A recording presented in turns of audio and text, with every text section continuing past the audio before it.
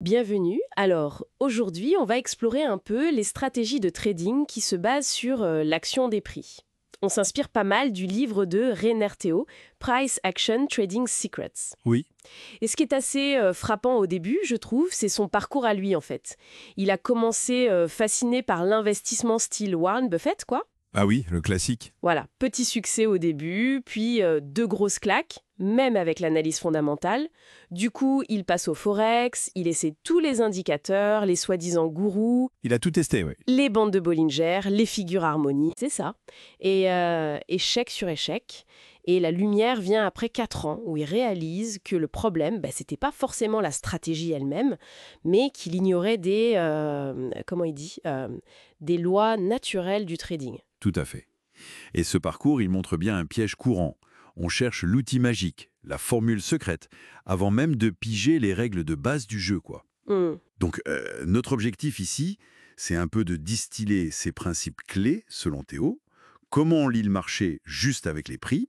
Et c'est quoi ces fameuses lois qu'il faut absolument intégrer? Alors justement, entrons dans le vif du sujet. Qu'est-ce qu'il entend par action des prix exactement? Pour lui, c'est pas juste une question de combien d'acheteurs contre combien de vendeurs. Non, c'est plus subtil. C'est le déséquilibre entre la pression acheteuse et la pression vendeuse. En gros, le prix, c'est le roi. Il contient déjà toute l'information, même les fondamentaux. L'exemple qu'il donne AMD entre 2014 et 2016, il est parlant, non? Ah oui, excellent exemple. Fondamentalement, les chiffres étaient pas bons du tout à l'époque. Carrément pas. Et pourtant, l'action a fait plus 700%. Ça remet un peu en question l'idée que seuls les fondamentaux comptent, hein. Complètement. Pour Théo, ça prouve que le prix intègre tout, parfois même avant que les nouvelles sortent ou que le marché les digère vraiment. Et les avantages qu'il y voit sont assez clairs. Comme quoi, par exemple? Déjà, le prix, c'est objectif. Un indicateur, on peut toujours le régler, le triturer pour qu'il dise ce qu'on veut voir un peu. Le prix, lui, il est là. C'est vrai. Ça permet aussi, selon lui, de mieux timer ses entrées et sorties. Parce que les indicateurs, ils ont souvent ce fameux lag, ce petit temps de retard. Le décalage, ouais. Voilà. Et enfin, ça donne un cadre qui peut marcher, que le marché soit en tendance forte ou qu'il bouge latéralement, en range. Ok. Mais il admet aussi qu'il y a des limites, hein. Il y a une part de subjectivité quand même, non? Lire un graphique, Ah bah oui, clairement. deux traders, même expérimentés, peuvent regarder le même graphique et voir des choses différentes, voire opposées. Exactement. C'est là qu'intervient l'interprétation. Et ça rend aussi le backtesting, tu sais, tester une stratégie sur les données passées, assez délicat. Difficile de pas biaiser le truc, quoi. C'est ça. On peut toujours ajuster les règles a posteriori pour que ça colle parfaitement au passé. C'est pour ça qu'il insiste sur le forward testing. Tester en temps réel, au fur et à mesure. C'est plus long, c'est sûr, mais c'est beaucoup plus fiable. Logique. Et cette rigueur, ça nous amène à ces fameuses lois naturelles du trading dont il parle. C'est quoi exactement? Alors, la première, elle peut sembler basique, mais elle est fondamentale. La consistance dans les actions amène la consistance dans les résultats. Facile à dire. Beaucoup moins à faire quand on enchaîne les pertes. Voilà. Ensuite, il faut absolument avoir un avantage statistique, un edge comme on dit. Son analogie avec la pièce de monnaie truquée est pas mal. Celle où on gagne 2 euros sur pile et on perd 1 euro sur face. Exactement.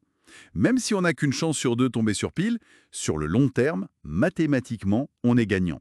Sans cet avantage, aucune discipline ne sauvera le compte. Et puis il y a la loi des grands nombres, c'est ça. Sur quelques trades, bon, c'est un peu la loterie. Le hasard, oui. Sur des centaines, voire des milliers de trades, là les résultats devraient converger vers ce que l'avantage statistique prédit.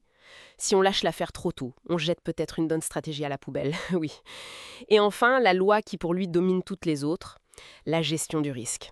C'est Paul Tudor Jones qu'il cite, non? Jouer une excellente défense, oui. Oui. Et l'exemple de John et Sally, il est terrible. Ah oui, saisissant. Même stratégie, même séquence de trades perdants puis gagnants. John y risque 25% de son capital à chaque fois. 4 pertes d'affilée, il est ruiné. Fini. Game over. Sally, elle, risque seulement 1%. Elle traverse la même mauvaise passe, mais à la fin de la série, elle est en gain de plus 4%. La même stratégie. Ça montre bien que sans une gestion du risque en béton, Mm. même le meilleur système du monde te mène droit dans le mur. C'est pas si ici ça arrive, c'est quand ça arrive. La gestion du risque est ce qui te permet de rester dans le jeu. Et c'est aussi la base pour construire sur le long terme, j'imagine. Théo insiste là-dessus. Pour que le trading rapporte vraiment, il faut du capital.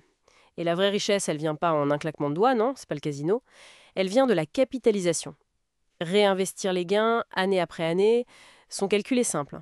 Retirer les profits chaque année ou les laisser composer sur 20 ans, Le résultat final n'a plus rien à voir. C'est un projet pour, comme il dit, devenir riche lentement. C'est ça. Et une nuance qu'il apporte, et qui est importante, il n'y a pas de meilleure stratégie dans l'absolu. Meilleure, ça dépend de chacun.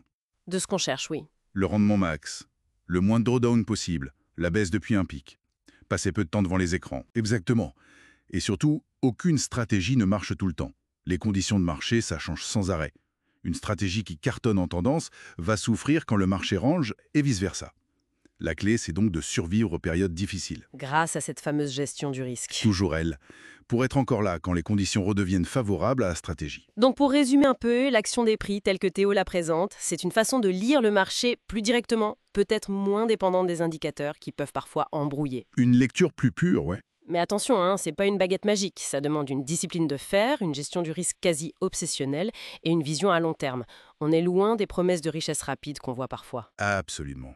Et pour finir, peut-être une réflexion qui va un peu au-delà de la technique pure. Inspirée de ses derniers mots dans le livre, Théo insiste énormément sur l'importance de connaître son pourquoi. Sa motivation profonde, ouais. Voilà. Plus que le comment on trade, les stratégies, les setups, tout ça, c'est la raison fondamentale qui nous pousse, qui va nous donner la force de tenir bon.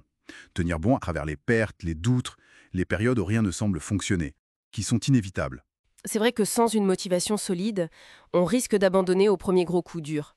Donc la question qu'on pourrait laisser en suspens pour ceux qui nous écoutent, c'est peut-être... Au fond, quelle est la vraie motivation, la raison viscérale derrière cette envie d'apprendre le trading et de s'y engager sérieusement?